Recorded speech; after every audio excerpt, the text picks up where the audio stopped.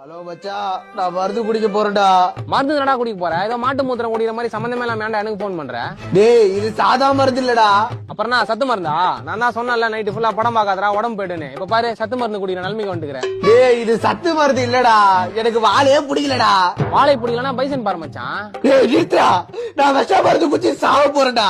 சாவறதுக்கு முன்னாடி கட்சா உங்ககிட்ட பேசுறது பார்த்தா பீக்கோட் வச்சு நீயே சாவடிக்கிறியடா. மச்சான் மச்சான் அவசரப்பட்டு எந்த முடிவு எடுத்துறாத.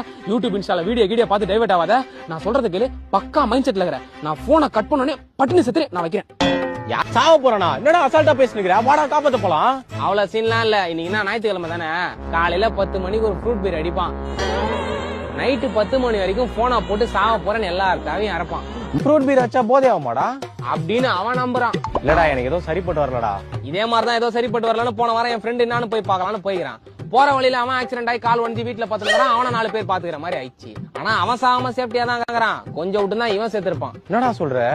ஆமாடா, வருஷத்துக்கு ஒரு வாட்டி போன் பண்ணி செத்துறோம்னு சொல்றானா நம்பலாம். அதான் சாவ போறேன்னு முடிவாயிடுச்சு. கடைசியா உன் கையால சைடிஸ் மட்டும் வாங்கிட்டு வந்து கூட. டேய், ஃப்ரூட் பீருக்கே சைடிஸ் கேக்குதா உனக்கு? வந்து நான் நிஜமாலே சாவ வச்சிருவேன் உன்னை. ஐயோ, எல்லாம் ரெண்டு ரெண்டா தெரியுது.